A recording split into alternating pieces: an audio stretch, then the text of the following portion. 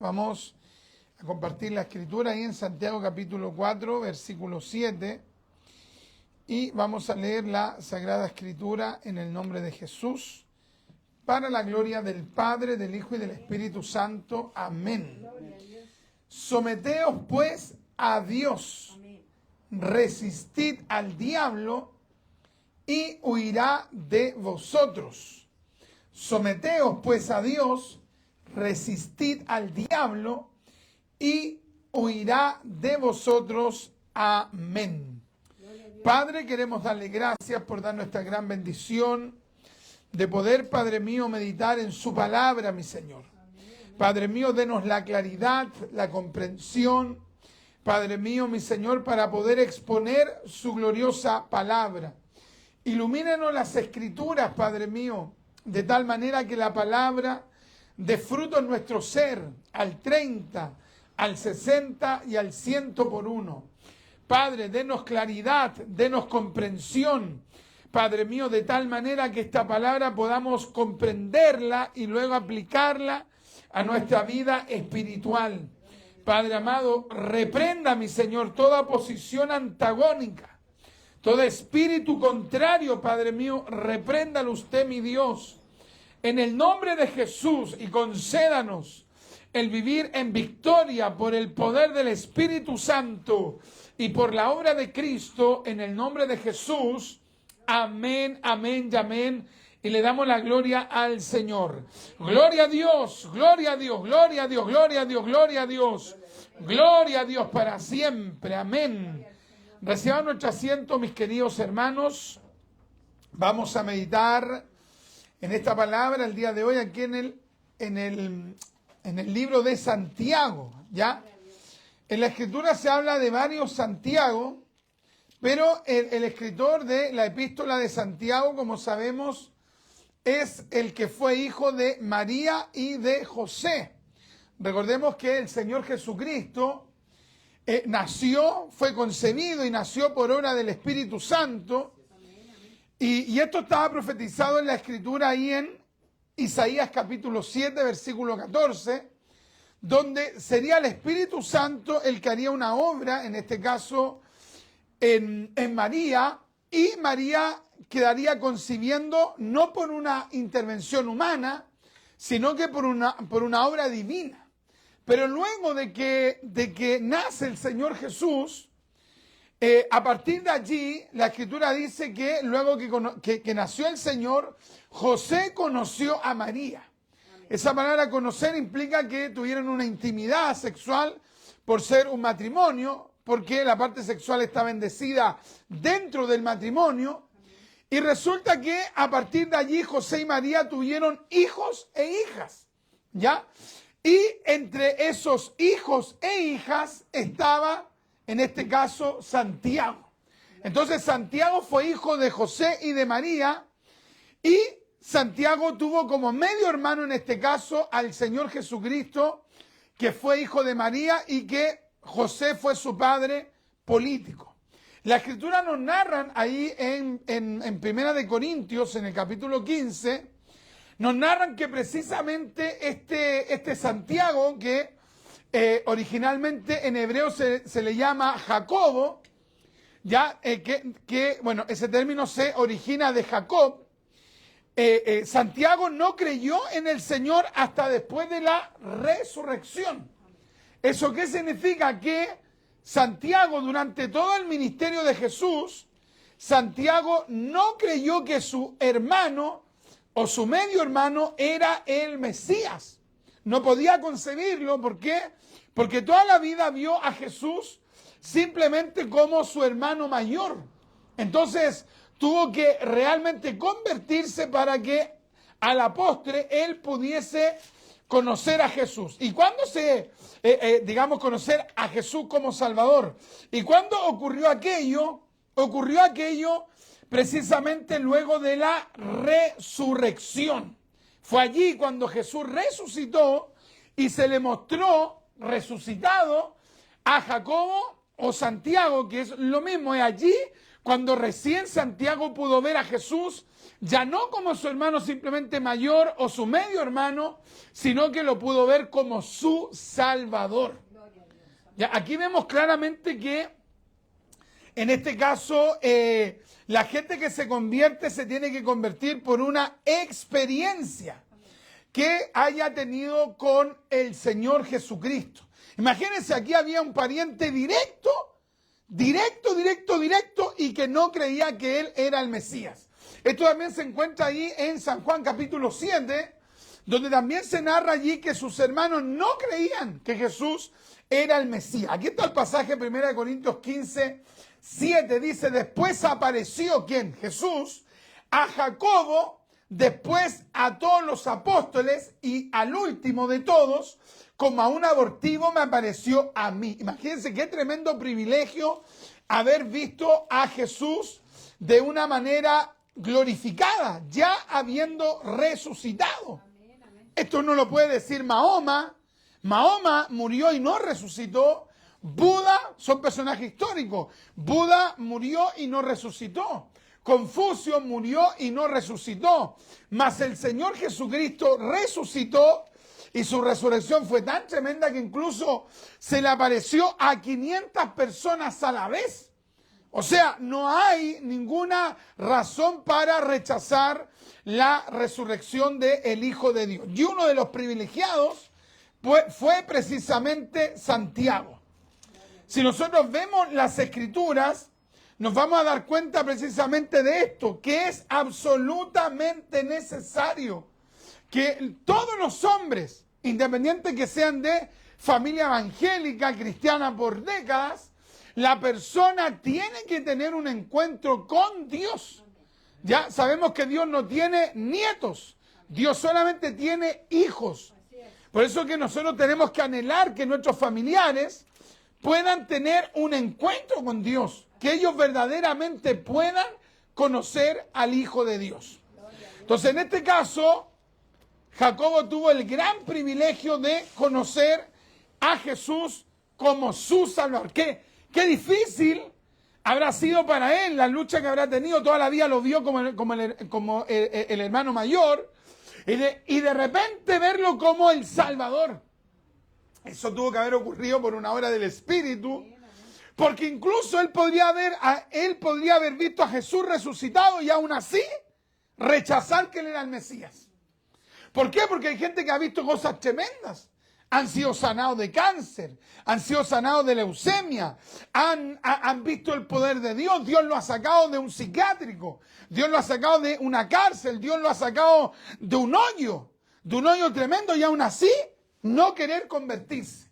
El día de ayer yo estaba predicando ahí en la plaza de Puente Alto y conversaba con un indigente que me contó una de cosas pero terribles.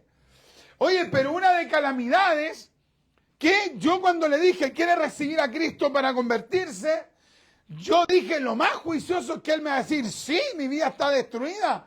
Y el hombre, ¿sabe lo que me dijo? No, mejor no, así que permiso. Casi salió arrancando. O sea, se da cuenta que el hombre puede estar en un pozo, puede estar en una ruina y no convertirse. Entonces, por un lado aquí hubo una obra de Dios, el Señor Jesús se le aparece resucitado, y por otro lado, indudablemente que hubo una obra del Espíritu en el corazón de Jacobo, que es lo mismo que decir Santiago, y él se postró ante Dios. Por eso nosotros tenemos que dejar que el Espíritu Santo trate en nuestras vidas.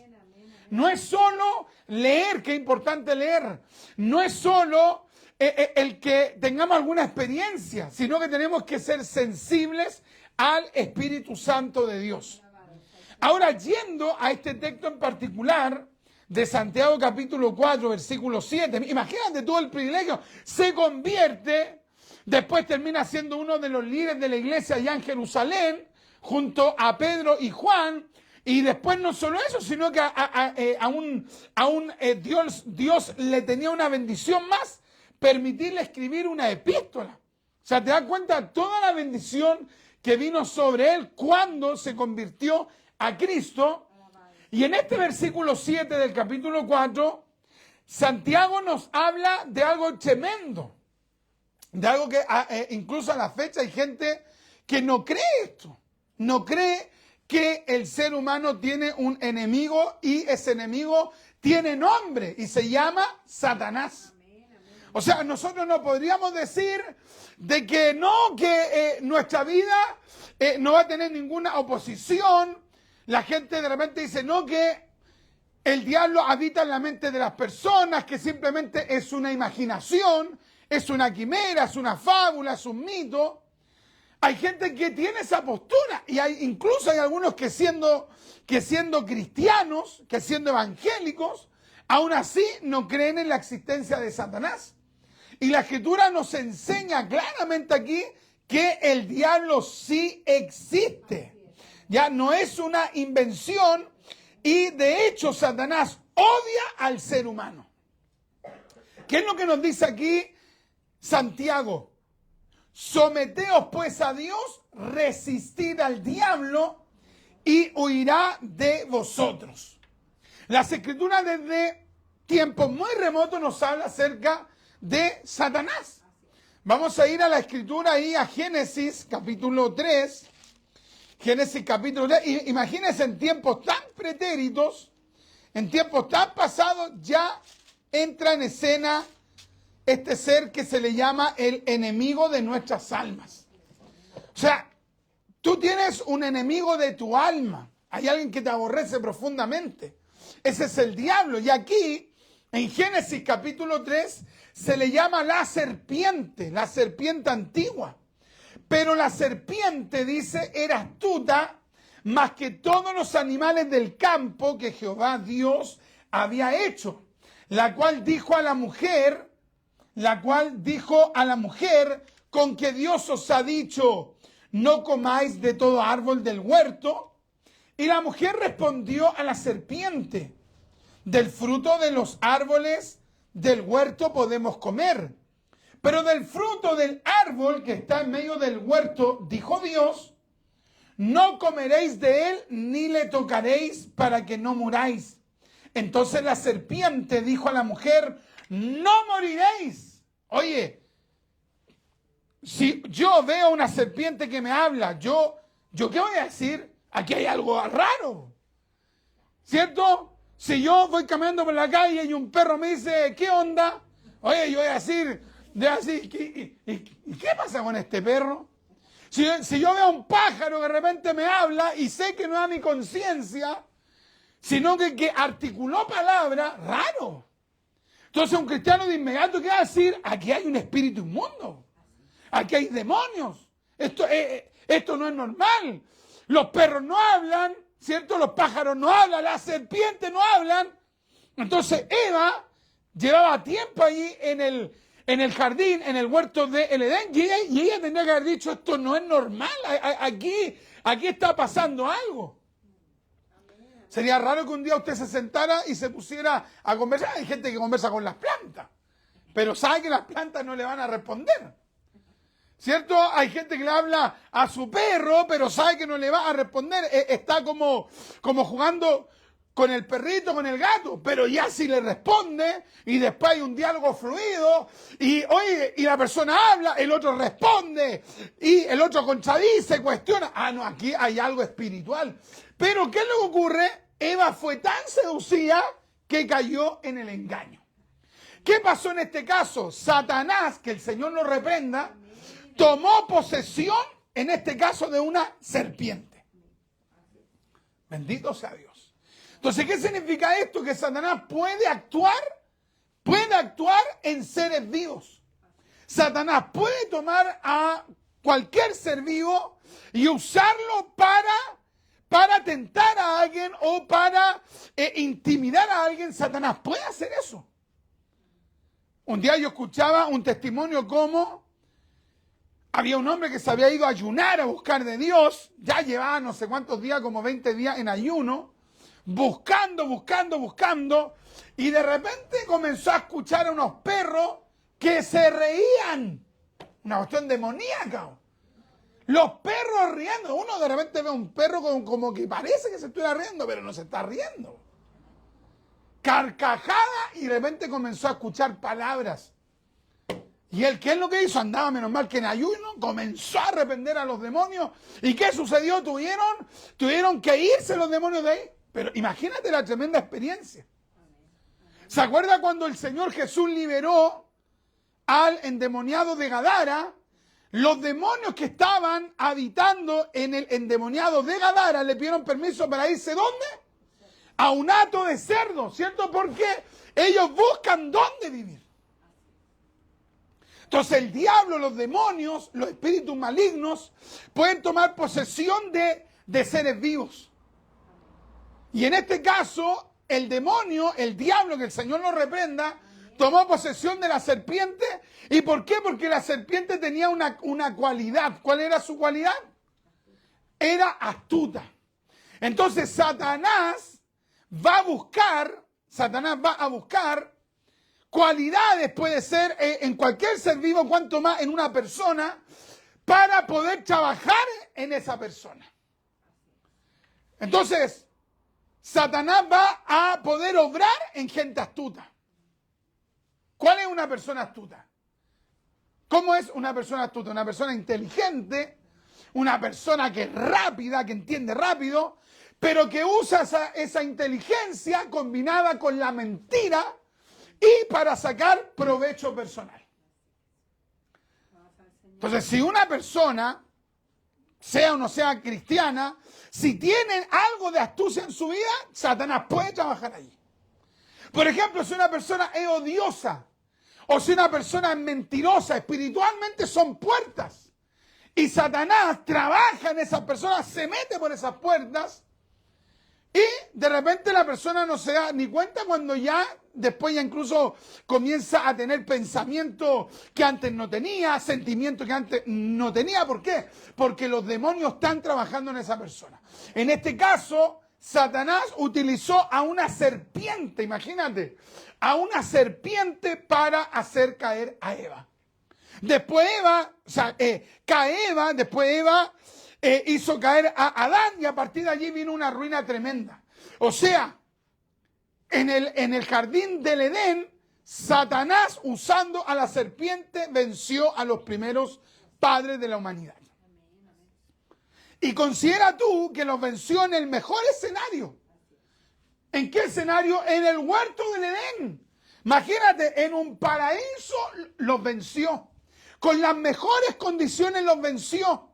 Teniendo, una salud física extraordinaria, teniendo una mente lúcida, teniendo todo nuevo, todo privilegiado, teniendo autoridad sobre la creación, igual cayeron. Entonces eso nos habla de que nosotros tenemos que cuidarnos. Si Satanás venció a Eva y por consiguiente luego a Adán, cualquier persona que no anda apercibida puede ser vencida por Satanás. Vea usted cuánta gente que de repente, de la nada, se vieron arruinados.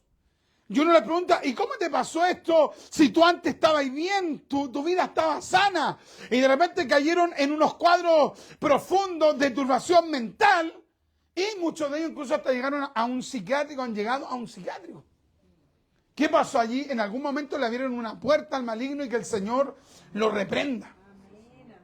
Entonces, Adán con Eva fueron vencidos, pero Dios le dio una promesa, ¿cierto? En Génesis capítulo 3, versículo 15. ¿Cuál fue la promesa?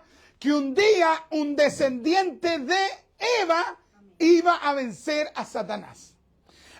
Ya a partir de Génesis 3:15 vemos que el Mesías nacería solo de una mujer, no de la unión de una mujer con un hombre, porque aquí dice que sería descendiente de la mujer.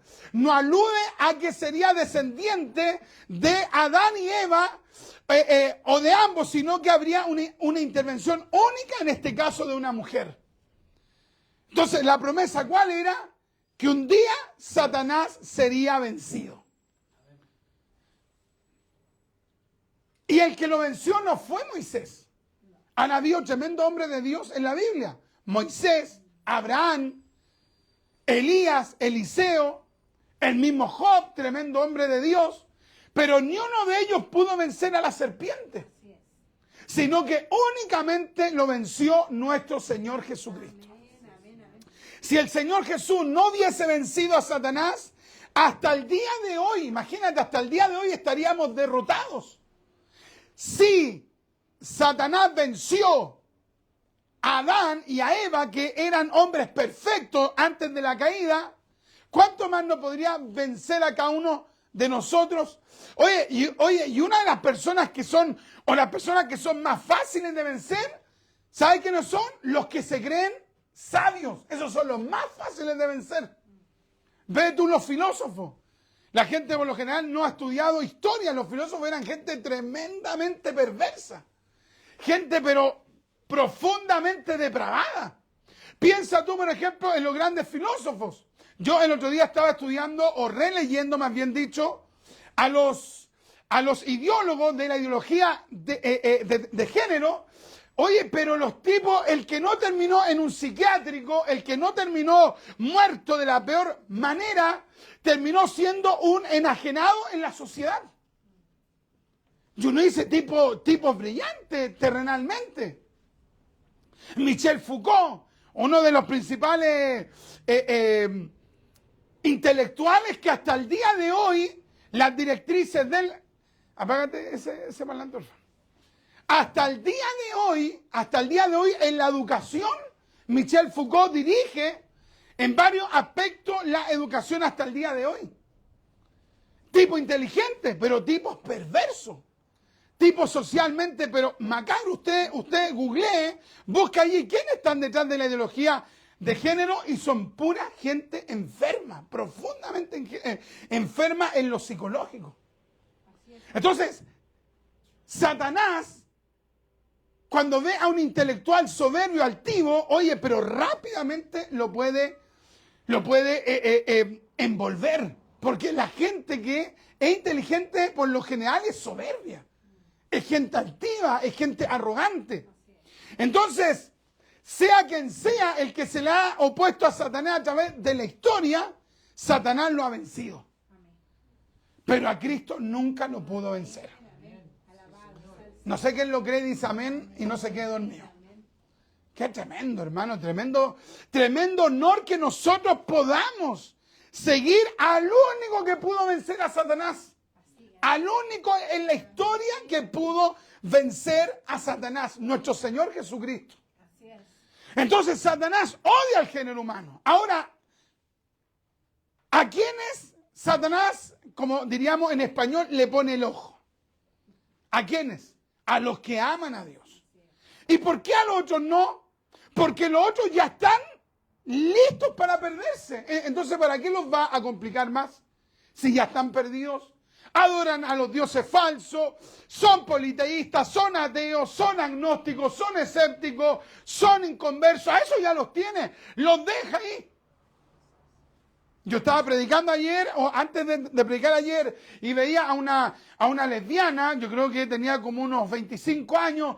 Oye, se hizo un pito de marihuana, pero a vista y paciencia de todo. Sacó la hierba, sacó el papelillo, nada escondido como era antes. No, casi mostrándole a todos. Se fumó, el pito relajado. Oye, como que se deleitaba.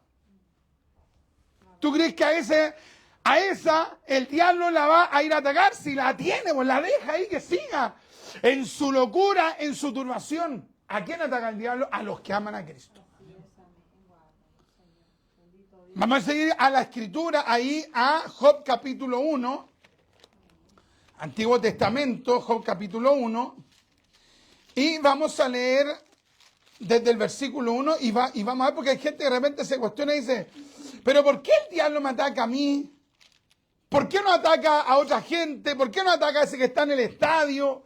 ¿Por qué no ataca a ese que se está drogando? ¿Por qué no ataca a ese que está haciendo lo malo? El día de ayer veía cuando entrevistaron a un, que no me recuerdo si era venezolano o colombiano, pero trataron de entrevistar a un tipo que mató a un empresario que salió unos días, que le dieron la libertad, y el tipo mató.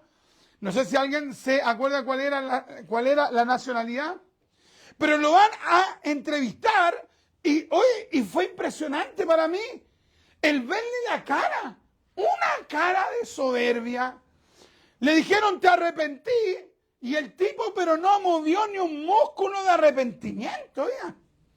Gente ya que son malvadas, pero profundamente. Entonces, obvio que a ese tipo el diablo lo va a dejar allí porque ya lo tiene. Entonces, ¿a quién va a atacar el diablo? Al que está recibiendo un toque de Dios, al que está queriendo buscar de Dios, al que está queriendo leer la Biblia, al que está queriendo buscar de Dios, al que quiere escuchar una prédica, al que quiere buscar a Dios en su intimidad, a ese quiere atacar el diablo. Y si usted dice, no, es que yo no tengo lucha, y no tengo lucha hace años, raro. Porque el diablo va a atacar a los que aman a Dios, a los que buscan a Dios. Mira lo que dice la Biblia aquí en Job capítulo 1. Hubo en tierra de Uz un varón llamado Job. Y era este hombre perfecto y recto, temeroso de Dios y apartado del mal. Imagínate todas las virtudes. Saca la cuenta, imagínate, perfecto, recto, temeroso de Dios y apartado del mal. O sea, con todas esas características, más encima Dios aquí nos muestra por su palabra que tuvo una serie de bendiciones. Cualquiera que no conoce bien la palabra o que no entiende el evangelio diría, no, este no le va a pasar nada. No, a ese odiaba el diablo. A ese odiaba el diablo. ¿A quién? Al que era perfecto, recto, temeroso de Dios y apartado del mal. O sea, él odió profundamente a este hombre que se apartó para Dios. Mirá lo que dice el verso 6. Un día vinieron a presentarse delante de Jehová los hijos de Dios, entre los cuales vino también Satanás. Y dijo Jehová a Satanás, ¿de dónde vienes? Respondiendo Satanás a Jehová dijo, de rodear la tierra y de andar por ella. Y Jehová dijo a Satanás, ¿no has considerado a mi siervo Job, que no hay otro como él en la tierra? Varón perfecto y recto, temeroso de Dios y apartado del mal. Respondiendo Satanás a Jehová dijo, ¿acaso teme Job a Dios de balde? ¿Eso qué significa? ¿Eso qué significa? ¿Acaso teme Job a Dios de manera gratuita? Eso significa de balde, de manera gratuita. Respondiendo Satanás a Jehová dijo, ¿acaso teme Job a Dios de balde? ¿No le ha acercado alrededor a él y a su casa y a todo lo que tiene? Al trabajo de sus manos han dado bendición. Por tanto, sus bienes han aumentado sobre la tierra. Pero extiende ahora tu mano y toca todo lo que tiene. Y verás si no blasfema contra ti en tu misma presencia. ¿Qué significa esto? Satanás había estado tiempo mirándolo. ¿Qué le dijo Dios a Satanás? ¿De dónde vienes de rodear? La tierra. ¿Y Dios qué es lo que le dijo? ¿No has considerado a mi siervo Job? Y Satanás no le dijo, no tengo idea quién es, no sé dónde vive, no lo ubico. Lo ubicaba tanto que le dijo, no le ha acercado alrededor a él y a su casa y todo lo que tiene, sabía todo. Sabía todo. Imagínate tú, sabía todo, sabía que tenía casa, sabía que tenía bienes, sabía que su trabajo estaba siendo prosperado, sabía que sus bienes iban aumentando, sabía todo. O sea, el diablo estaba pendiente de toda la bendición que había sobre Job. Pero todo esto ocurre sin que Job en sí lo sepa, porque esto luego se relata en el libro de Job. Posiblemente este libro lo escribió Moisés u otro escritor. El asunto es que todos estos sucesos en los que Dios dialoga con los ángeles y también con el maligno, todo eso Job no lo sabe. Job no sabe que está ocurriendo aquello. Pero estaba ocurriendo. Estaba ocurriendo en un sentido espiritual. Estaba ocurriendo sin que los ojos de Job lo percibieran. Él no sabía. Pero, aunque él no lo sabía, había alguien que estaba atento a lo que hacía. Alabanza al Señor. Bendito Dios. Entonces, cuando hay alguien que se quiere volver a Dios con todo el corazón, Satanás está allí mirando. Ahora nosotros tenemos que tener miedo porque hay gente que dice, no, entonces mejor yo no busco porque si el diablo y los demonios se me van a levantar. No, es que tú tienes un alma y tu alma, si tú quieres que sea salva, tiene que mantenerse en la búsqueda de Dios a pesar de Satanás, a pesar de los demonios. Pero tenemos que ser conscientes. Hay gente que realmente dice, no, por favor, a mí no me cuente nada, no me cuente ni una cosa, por favor, no me diga ni una cosa, no quiero saber nada. Déjame contar. No, a mí no me diga nada, me da miedo. O sea, prefieren ser ignorantes de la realidad espiritual en vez de apercibirse. Entonces, ¿cuál es uno de los trabajos del diablo? Andar alrededor de la tierra. ¿Andar qué? Andar mirando, andar observando, andar planeando, andar haciendo pleitos, conflictos. Recordemos que ¿quién estuvo detrás de la muerte de Abel? ¿Quién estuvo allí? La Biblia, ¿qué es lo que dice? Que Caín era ¿de quién? Del maligno. ¿Qué significa eso? Que cuando Caín asesina a Abel, si bien es cierto, Caín fue el autor físico, pero el que le trabajó la mente a Caín fue el diablo. ¿Y cómo hizo eso el diablo? Lo que pasa es que Caín, porque era envidioso, porque era soberbio, le abrió puertas espirituales al diablo y que el Señor lo reprenda. Pero ¿te das cuenta cómo se fue el diablo contra Abel? ¿Por qué? ¿Por qué se fue contra Abel? Porque Abel amaba a Dios. Entonces Abel amaba a Dios, ¿y qué es lo que hizo el diablo? Y los demonios ¡fum!, se fueron en contra de Abel. Cuando Job comenzó a ser muy bendecido por Dios y por lo que vemos acá, él amaba a Dios, ¿qué es lo que hizo el diablo? Se fue en contra de él. Bendito sea Dios. Hoy le pasaron una serie de desgracias. ¿Quién estaba detrás de las desgracias? El diablo, y que el Señor lo reprenda. Pero ¿qué es lo que hace Job? Job se aferra a Dios. Job se toma de Dios. Hay cosas que ocurren que pueden ser de la naturaleza. Hay otras cosas que pueden ocurrir. Por ejemplo, alguien se enfermó y no necesariamente es un espíritu. A lo mejor la mala alimentación, a lo mejor un tema genético. O también puede ser que alguien realmente esté siendo atacado por un ente espiritual. Puede ser. Pero independiente de todo eso, yo tengo que ser consciente que hay alguien que me aborrece. Hay alguien que no quiere que busque a Dios. Hay alguien que quiere que abandone a Dios, que deje a Dios, que siga cualquier creencia. Hay alguien que anhela que yo en algún momento y que ustedes dejen a Dios. Es tremendo el testimonio de Federico Nietzsche. Imagínense, hijo de padres evangélicos, pastor luterano, y resulta que él después termina siendo uno de los principales hombres usados por el diablo para atacar el cristianismo y para atacar a los judíos. La ideología nazi está fundada básicamente en la filosofía de Federico Nietzsche. Una persona que finalmente abandona a Dios, estudia teología, estudia filología y después abandona teología y sigue otro tipo de estudio y finalmente se aparta completamente de Dios. ¿Y sabes cómo le decían a Nietzsche cuando niño? El pequeño pastor, imagínate. ¿Y cómo termina? ¿Te das cuenta, no? Entonces, ¿qué tenemos que hacer nosotros? Tomar en serio. Dios, ¿qué es lo que hace finalmente? Le da la victoria a Job. Job acepta el proceso, busca la bondad de Dios y Dios se le revela a su vida y Dios lo saca en victoria. Y Satanás no lo pudo matar. Dios permitió que matara a Abel, pero Dios no permitió que matara a Job. Y de hecho Dios bendijo de tal manera a Job que después tuvo el doble. Y dice la Biblia que murió lleno de vida, o sea, lleno de días en los que vio la bendición de Dios. Imagínate, ahora nos estamos acercando a la fecha de Halloween. En Halloween se desarrollan lo que se llaman los aquelarres. Los aquelarres están compuestos por grupos, asociaciones de brujos en diferentes lugares, también aquí en Chile, que se reúnen a maldecir a las iglesias cristianas y sienten un profundo odio hacia los niños.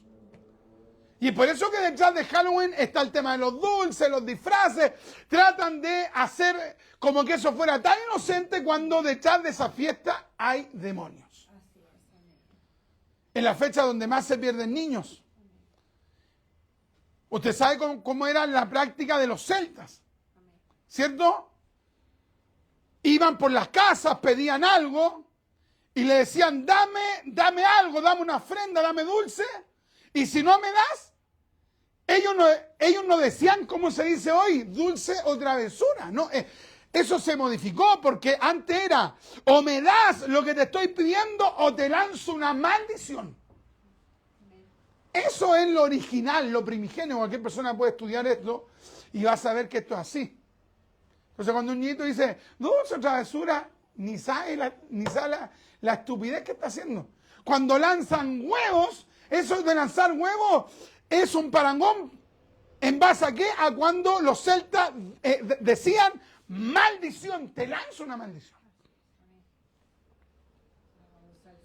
Entonces nosotros tenemos que apercibirnos para esa fecha, tenemos que buscar más a Dios. Los hermanos que tengan luchas espirituales tienen que orar más, tienen que ayunar más, tenemos que buscar más a Dios. No puedo dormir, siento luchas, siento presiones, hay que buscar más a Dios. Dios, ¿qué es lo que hizo con Job? Le dio la victoria. Satanás es el acusador. Él va a querer acusarnos cuando nosotros erremos. Por eso que nosotros tenemos que tener claro que va a haber alguien siempre, que es el diablo, que el Señor lo reprenda, que va a ver tu caída y va a tratar de exponerte en la caída. El diablo nunca va a querer que tu error, que tu falta, que tu pecado quede oculto. No, él va a tratar de sacarlo a la luz. Vamos a ir a Zacarías, capítulo 3. Zacarías capítulo 3, estamos hablando del Antiguo Testamento. Zacarías es uno de los profetas menores. Está, creo que antes de Malaquías, ¿cierto? Dice Zacarías capítulo 3. Me mostró, versículo 1, me mostró el sumo sacerdote Josué. Me mostró al sumo sacerdote Josué. Me mostró al sumo sacerdote Josué, el cual estaba delante del ángel de Jehová, y Satanás estaba a su mano derecha para acusarle. Zacarías capítulo 3, verso 1. Imagínate, ¿a quién quería acusar? A un sumo sacerdote. Oye, y Zacarías aquí nos habla de este sumo sacerdote que se llamaba Josué. Este hombre era históricamente un hombre espiritual. Pero era un hombre que posiblemente tuvo ciertos errores y, como diríamos acá en Chile, el calladito de la estación, el diablo fue rápidamente a denunciar el error, el pecado de Josué. Ahora, nosotros, si hay alguien que pecó, que falló, nosotros ¿qué tenemos que corregirlo? Hermano, esto está mal, esto es pecado. ¿Cierto? Y si se le puede poner una disciplina, se le pone una disciplina. Eso es una cosa, pero otra cosa es querer exponer a una persona para avergonzarlo. Y hay mucha gente que de repente no se da ni cuenta que son usados por el diablo. Que de repente hay alguien en la iglesia que cae y que falla, y no es que ellos quieran que esa persona reaccione, lo que buscan es burlarse de la persona, es hacer escarnio de la persona. ¿Y quién está actuando allí en esa vida? ¿El diablo o los demonios? Entonces una persona tiene que tener claro que una cosa es denunciar, una cosa es corregir y otra cosa es acusar. Es buscar que el hermano no se levante más. Es buscar que la persona no restaure su vida. Gloria al Señor, bendito Dios. Entonces tú tienes que tener claro que hay alguien que te anda mirando. Ese sí que tiene el manso dron. Es un dron espiritual. ¿Ha visto? De repente uno anda caminando y anda un dron. Y uno ya sabe que eso no es tan inocente el dron. ¿Cierto? Control. Quieren saber qué andáis haciendo. Pague con la tarjeta porque queremos que no le roben. Mentira, quieren saber lo que compráis, lo que no compráis, dónde lo compraste, a qué hora lo compraste. Todo, quieren saber todo. Quieren mantenerte controlado. Esa va a ser la tecnología ¿de quién? Del anticristo. ¿Y quién va a gobernar al anticristo? El diablo. Así es. Me daba risa, hace unos días atrás escuchaba a algunos tipos de derecha, que la derecha siempre fue pro libertad, y resulta que este tipo, no me acuerdo cómo se llama, pero es de apellido Rego, no sé si se llama Francisco Rego, ve que hay dos, pues está el demócrata cristiano, o el demócrata cristiano Francisco, el Pancho Rego. Y a él le decían, oye, pero ¿y qué pasa con la seguridad? No, hay que poner más control. Y otro tipo le dijo, oye, pero si tú eres de derecha, ¿y qué pasa con la libertad? Y dijo, bueno, lamentablemente hay veces que hay que sacrificar la libertad. No, eso no es. La libertad, y menos la libertad frente al Estado, no se puede cansar. Porque el Estado no va a tener nunca misericordia de nosotros. Si puede sacarnos lo que más pueda, lo van a sacar. ¿Te das cuenta? ¿No? Entonces todo se va preparando ¿hacia qué? Hacia el gobierno del anticristo que nosotros suponemos, de acuerdo a lo que vamos viendo en el mundo y sobre todo de acuerdo a lo que vemos en la Biblia, nos vamos acercando a ese periodo. ¿Se acuerdan esa gente que se hacía, ¿cómo se llama? ¿Se hacía el iris? ¿El ojo? ¿Cómo se le llama técnicamente? ¿Cómo? Ya, pero cierto que iban y se supone que le veían el ir y le pagaban no sé cuánta plata. Y los bobos, los torpes, por 300 lucas, 200 lucas, hoy le están sacando toda la información, ¿cómo no se dan cuenta? Gente necia. Entonces, no tenemos que olvidar que hay alguien que nos está observando y que va a usar el sistema para observarnos aún más. Y tenemos que apercibirnos, tenemos que buscar de Dios. Aquí, el Dios de la gloria intercede por Josué y resulta que finalmente Dios le da vestiduras limpias a este sumo sacerdote. Porque, oigan, por ejemplo, pensemos en cada uno de nosotros. ¿El diablo podrá acusarnos de algo? Sí. Porque todos tenemos de qué avergonzarnos. Todos hemos pecado en alguna área y en muchas áreas. ¿Y por qué el diablo a nosotros no nos ha podido destruir, no nos ha podido avergonzar? Porque tenemos un abogado, tenemos un intercedor, tenemos un redentor, tenemos un salvador, tenemos a nuestro Mesías, tenemos al Señor Jesucristo. Gloria a Dios. Alabados al Señor. Bendito Dios. Por eso nosotros no seguimos la religión. Esto no es religión. Amén. Yo no digo, estoy tranquilito en la iglesia evangélica. No, yo estoy tranquilo en Cristo. Amén. Estoy con paz en Cristo. Si estoy en Cristo, tengo la paz. Así es, amén. Si nos vamos al Nuevo Testamento, nos vamos a ir a la escritura aquí a Mateo capítulo 4. Porque tal vez hay gente que dice, no, pero yo creo que yo no voy a tener esa lucha, hermano Richard. No, a mí no. Pero imagínate que el diablo, que el Señor lo reprenda, se atrevió a atentar al mismo Señor Jesucristo. Mateo capítulo 4, verso 1. Entonces Jesús fue llevado por el Espíritu al desierto para ser tentado por el diablo. Y después de haber ayunado 40 días y 40 noches, tuvo hambre. Y vino a él el tentador y le dijo, si eres hijo de Dios, di que estas piedras se conviertan en pan. Imagínate, fue capaz de ir a tentar al mismo Señor Jesucristo. ¿Cómo se le llama aquí? El tentador. O sea, el diablo está detrás de diversas tentaciones. Pero no a todos lo ha hecho caer. Apágala, no. No a todos ha hecho caer. Por ejemplo, cuando la esposa de Potifar trató de hacer caer a José, ¿qué es lo que hizo José? José dijo, no, aquí yo soy el más fuerte del mundo, pero a mí esto no es nada. Arrancó. José tuvo sabiduría. Soldado que arranca así de mucha batalla, así que mejor me voy. O sea, se puede vencer.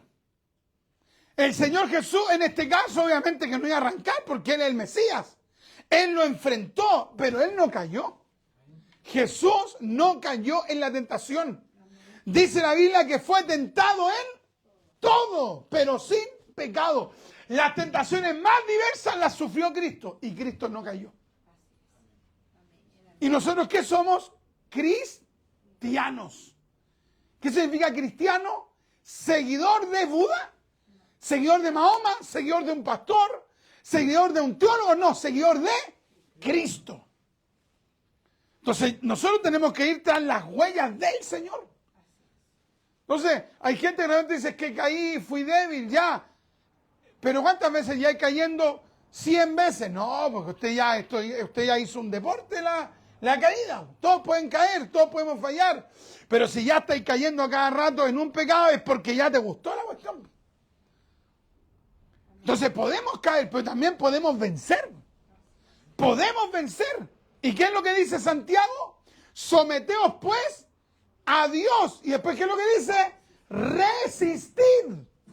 Resistid al diablo y el diablo irá de vosotros. ¿Qué hay que hacer? Hay que resistirlo. Así es, amén. ¿Y qué cosa va a usar el diablo? La tentación. Por ejemplo, hay gente que no son buenos para mentir. No les gusta mentir. El diablo no los va a querer tentar con una mentira. Que digan mentira. ¿Por qué?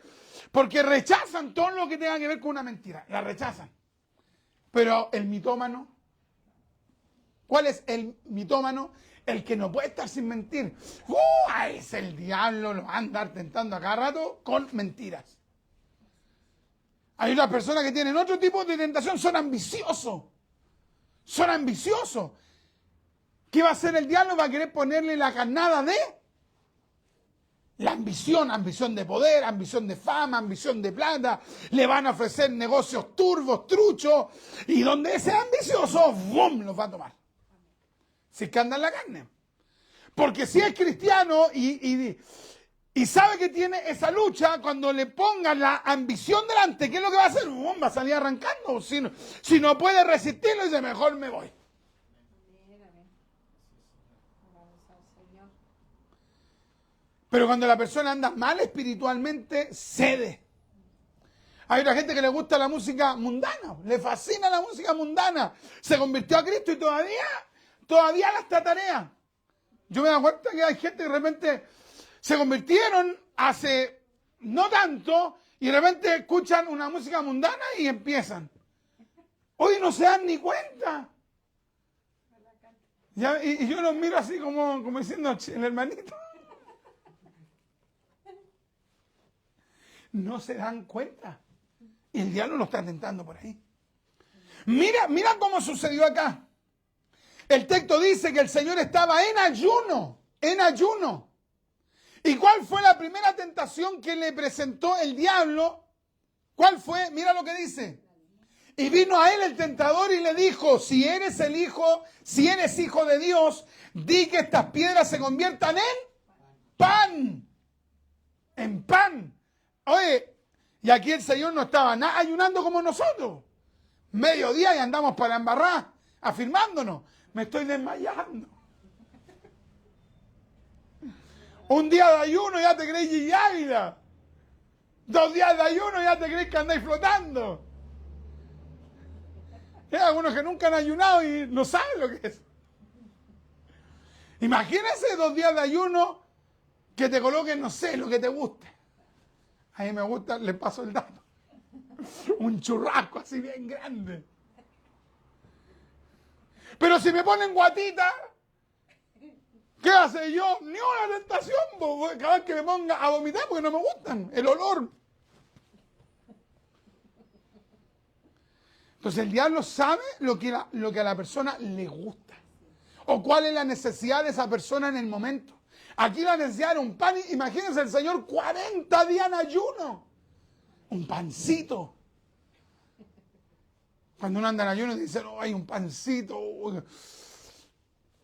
Mejor ni hablo. A comer.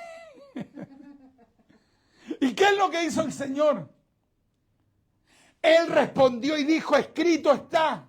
No solo de pan vivirá el hombre, sino de toda palabra que sale de la boca de Dios. Y después en reiteradas ocasiones el diablo lo siguió tentando. Hasta que finalmente, ¿qué sucedió? Se tuvo que ir.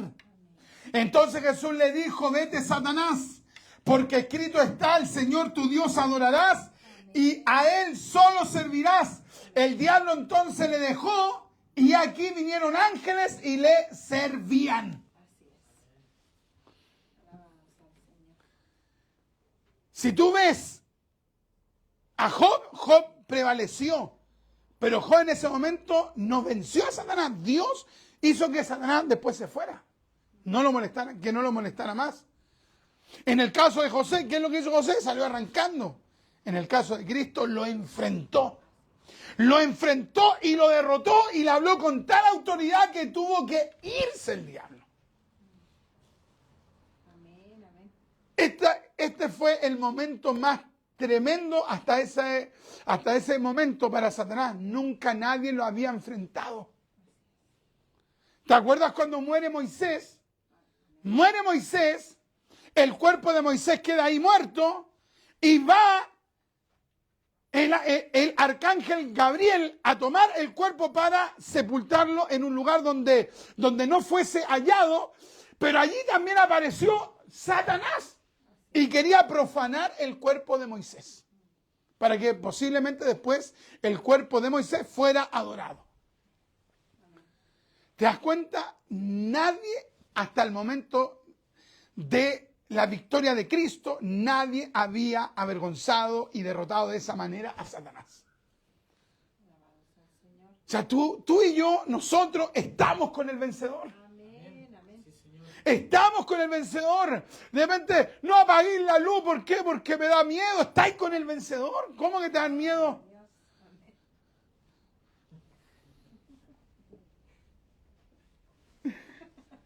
Me acuerdo que nosotros orábamos en una iglesia allá en el centro, en San Diego 612, y el lugar era gigante, ¿cierto? Era un teatro, un ex teatro, que tenía una capacidad como de 1.200 personas, y en la noche era oscuro, pero era oscurísimo.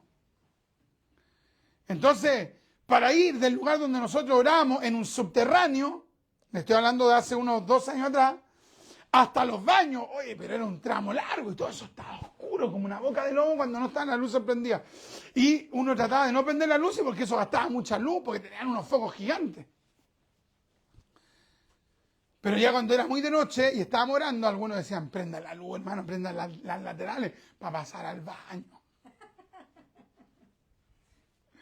Ya, vaya rápido, le vamos a prender la luz unos segundos para que pase nomás y ahí le apagamos.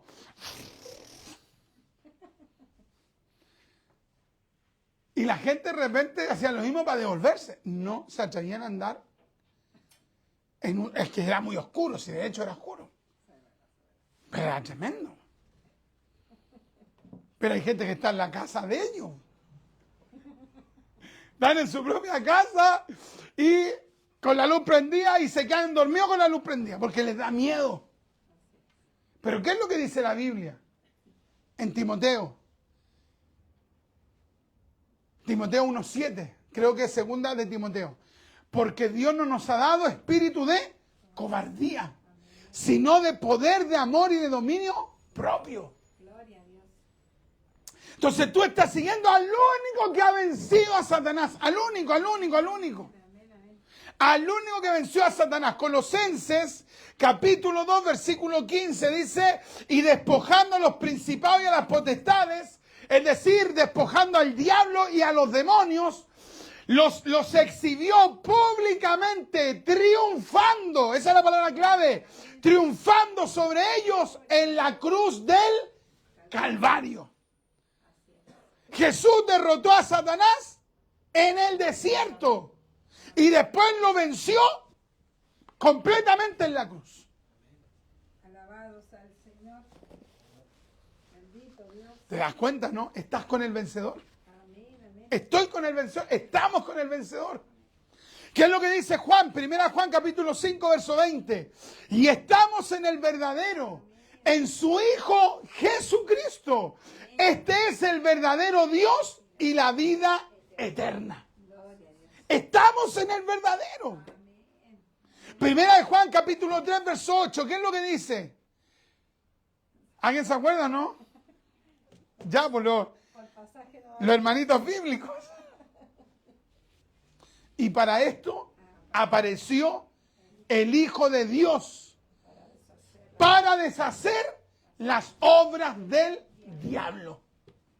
O sea, el Señor Jesús vino con ese propósito: salvar a los hombres y segundo, deshacer las obras del diablo. Porque el diablo tiene una serie de obras.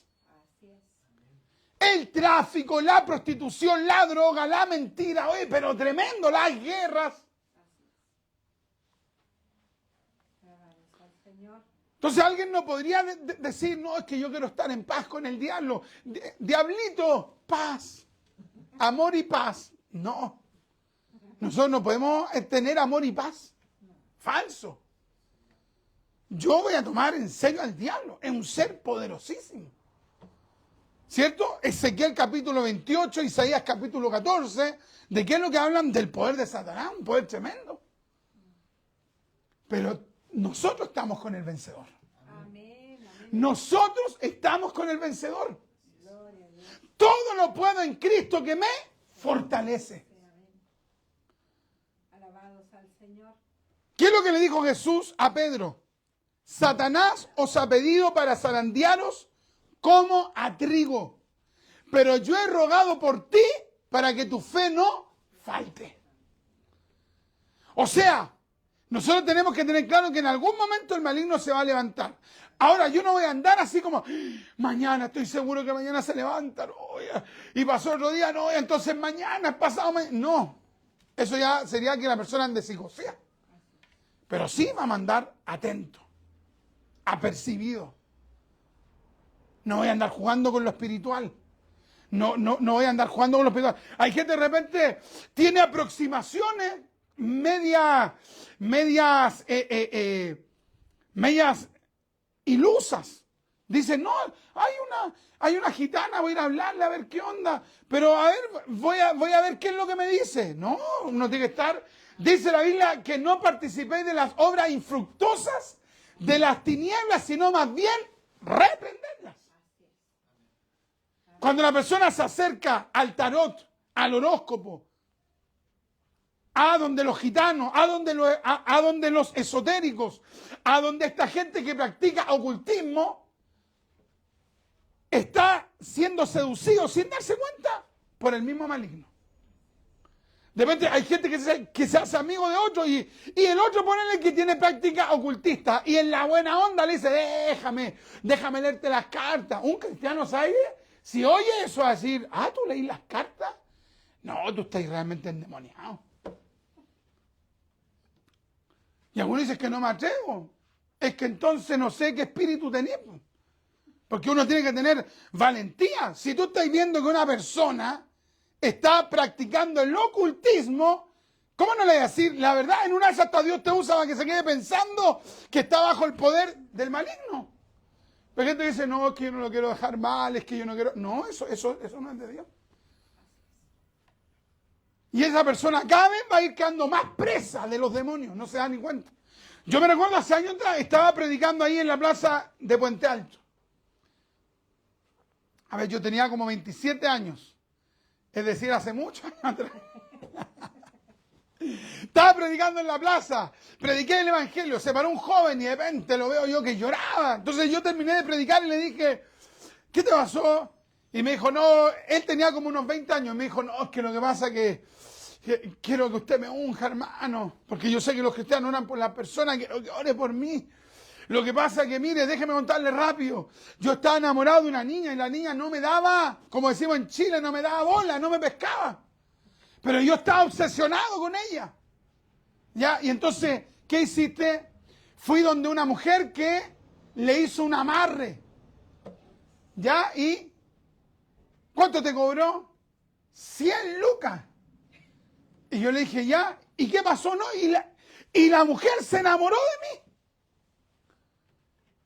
Pero después esta bruja me comenzó a llamar porque quería un segundo pago, un tercer pago, y después me andaba puro sacando plata y yo no tenía más plata. ¿Y sabes lo que pasó? Que yo ya después no quería estar con esa mujer. Porque sabía que esa mujer en realidad no me amaba, sino que había un amarre, había una brujería. Hay gente que le hacen amarre. Y algunos dicen, no, con tal que esté conmigo, bueno, aunque sea un amarre, me da lo mismo. Y el cabro me dijo, yo ya no quiero seguir así. Yo ya no quiero estar con esa mujer, no quiero nada, no quiero nada. Me siento atormentado. Siento como que me persigue algo como un espíritu. Y esos son los demonios. Donde tú hiciste una alianza con lo oculto, ahora esos espíritus te persiguen. Pero tú llegaste al lugar indicado, tú llegaste al lugar pertinente. No es que lo pertinente sea que me haya buscado a mí, no, tú te quieres volver a Dios y nosotros vamos a orar. Y yo andaba con un hermano en ese momento, lo ungimos en la calle misma, se tiró de rodillas y nosotros le enseñamos, levanta tus manos, dale la gloria a Dios, ¿cómo? Dale la gloria a Dios. El cabro no paraba de llorar. Y nosotros tenemos la convicción que Dios lo libertó. Gloria a Dios. Pues te das cuenta, no hay que jugar con eso. Dime cuándo naciste. Nací, les voy a pasar el dato, el 23 de agosto. ¿Lo anotaron? ¡Ah! Entonces el signo tanto. No me hables de eso. No, pero es que mira lo que dice. Y la gente va y, oye, ¿verdad? Hoy soy compatible con no sé quién. Pura estupidez. Cuestiones demoníacas. La gente va y lo cree. Nosotros tenemos que alejarnos de todo eso. No tenemos nada que ver con la obra infructuosa de las tinieblas. Ahora, vamos a ir a este texto ya para ir culminando. Podríamos haber dicho muchas cosas más, pero ya han pasado mucho tiempo, pero ha sido una bendición. Vamos a ir al texto central que hemos leído de Santiago capítulo. ¿Se acuerdan? ¿Cuál es? 4, ¿cierto? ¿Qué versículo? 7. Santiago capítulo 4, versículo 7. ¿Qué es lo que dice aquí Santiago? Someteos, pues, a Dios. O sea, ¿qué quiere Dios? Que yo me someta a Él. O sea, frente a cualquier ataque del diablo, frente a cualquier opresión demoníaca, ¿qué es lo que tengo que hacer yo? Lo primero es que me tengo que someter a Dios. Nadie va a vencer a los demonios y al diablo si no se somete a Dios.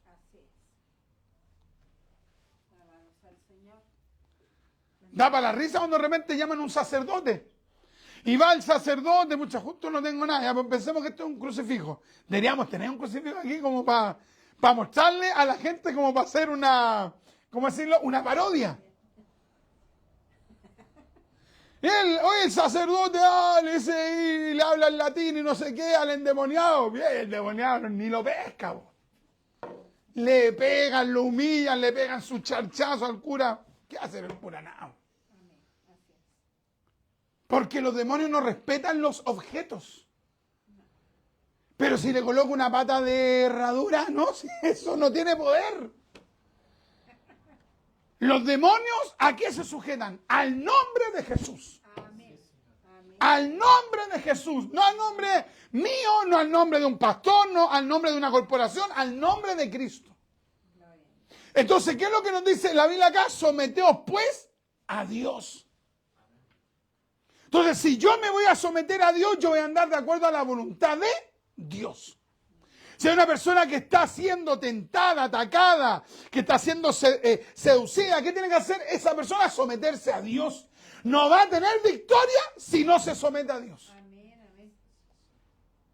La palabra que ocupa aquí Santiago en griego es la palabra hupotazo. Y esta palabra significa sujeción, sometimiento, obediencia, estar bajo cobertura.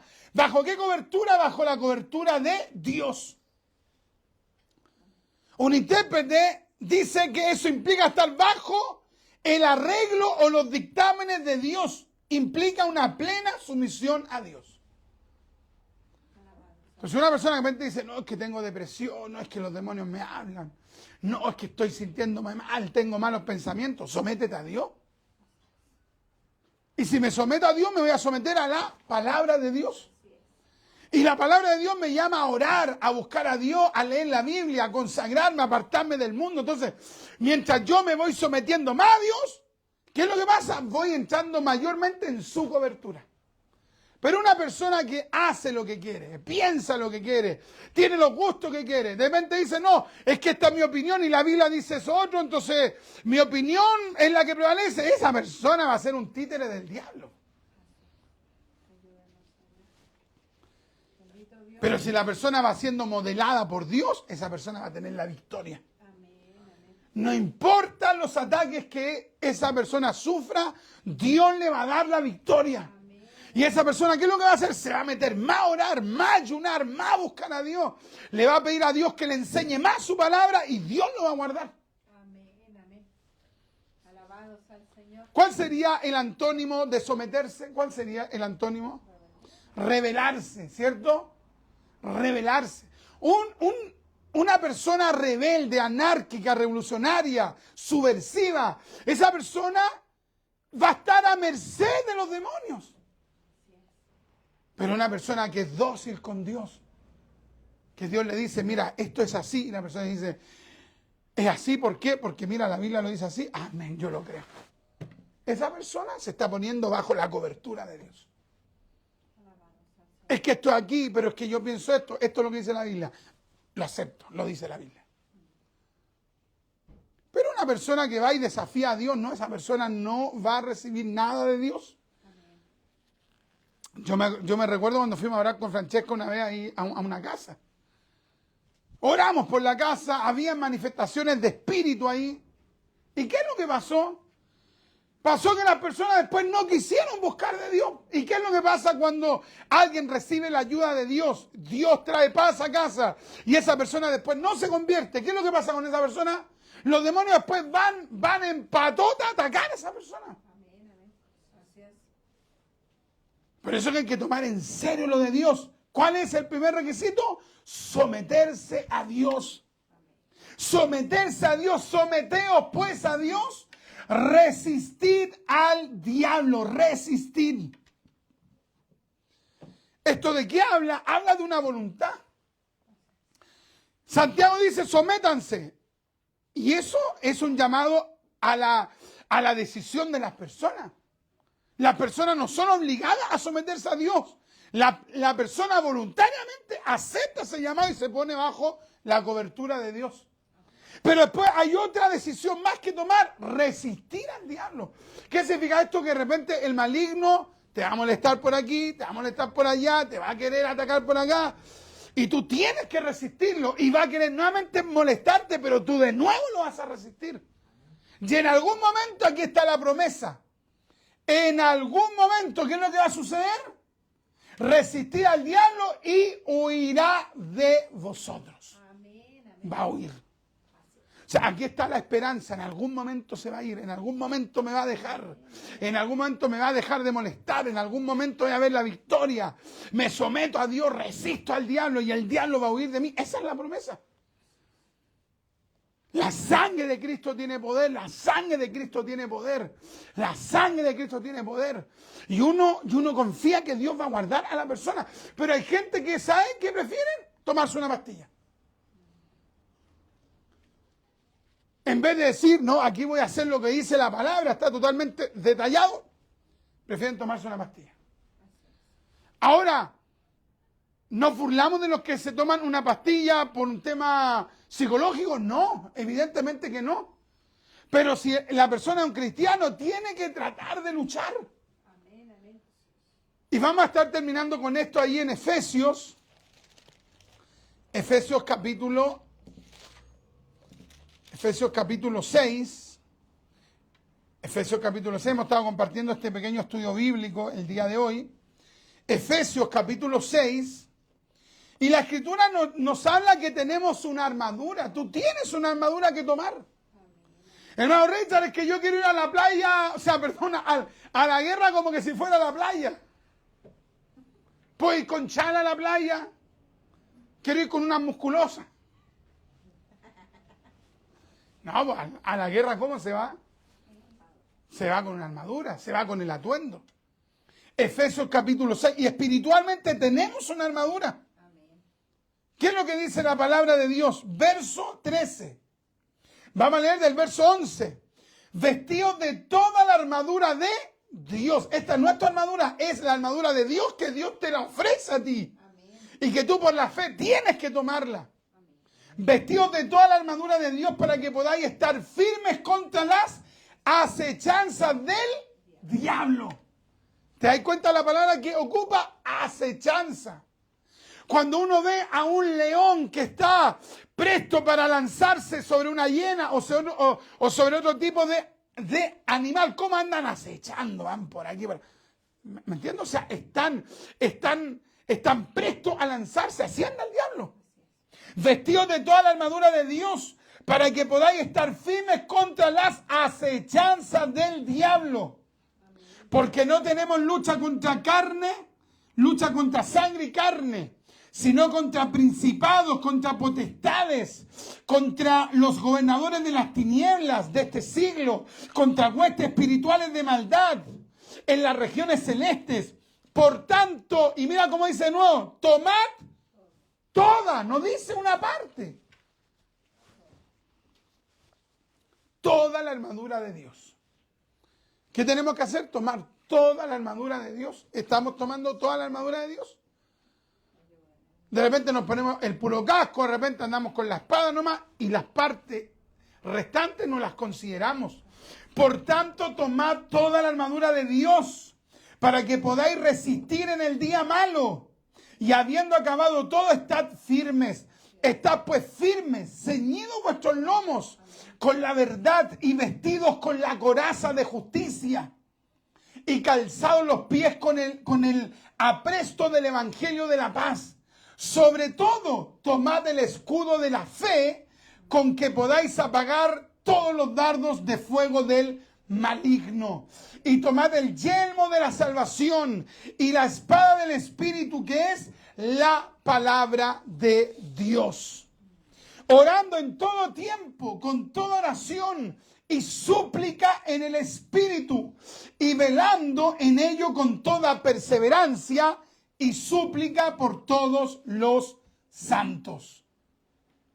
¿Te das cuenta, no? Entonces estamos tomando la armadura de Dios en la mañana. Dios mío, quiero tomar la armadura de Dios. Permíteme andar espiritualmente. Quiero tomar la armadura, quiero tomar el yelmo de la salvación, la coraza de justicia, los lomos de la verdad. Quiero vestirme para ir a mi trabajo. ¿Cuántas veces, hermano, hemos ido a hacer trámites?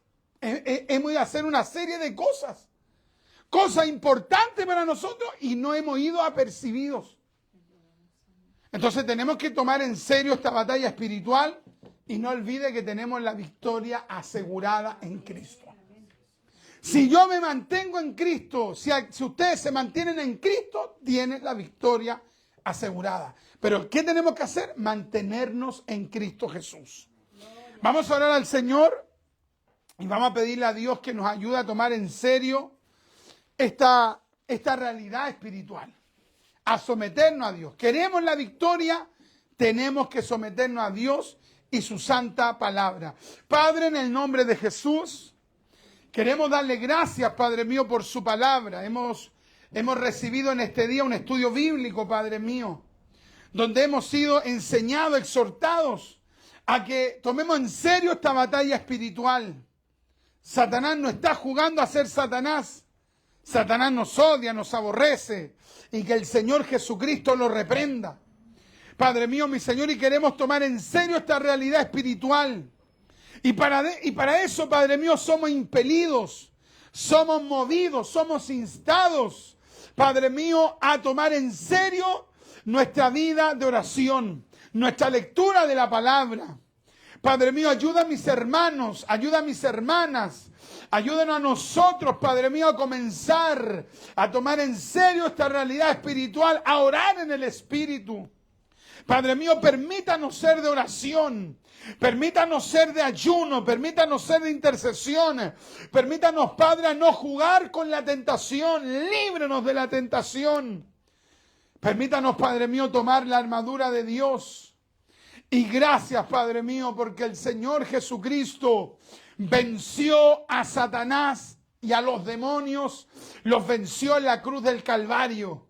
Gracias, Padre mío, por la obra de Cristo. Gracias por la obra del Mesías. Gracias por la obra del Redentor. Padre mío, gracias porque el Mesías vino a la tierra a deshacer las obras del diablo. Padre, por misericordia, ayúdanos a mantenernos bajo esa cobertura. Padre mío, le pedimos que usted deshaga toda obra del diablo, toda obra de Satanás, toda obra de los demonios. Padre mío, deshágala usted, mi Dios, con el poder del Señor Jesucristo y por misericordia. Gracias, Padre mío, porque por Cristo tenemos la victoria, por Cristo tenemos el triunfo, por Cristo, como dijo Pablo, somos más que vencedores. Pablo dijo que ni la muerte ni la vida, ni ángeles, ni principados, ni potestades, ni lo presente, ni lo porvenir, ni ninguna cosa creada nos podrá separar del amor de Dios que es en Cristo Jesús, Señor nuestro. Gracias, gracias, porque nuestra vida está escondida en las manos del Mesías.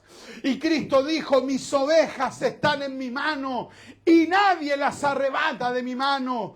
Padre, ayúdenos a mantenernos allí en la mano del Hijo de Dios. Gracias, Padre mío, por su palabra. Gracias por esta exhortación de su palabra. Gracias, Padre mío, por el Evangelio de Cristo. En el nombre de Jesús, le damos gracias, mi Dios, por su palabra. Amén, amén y amén.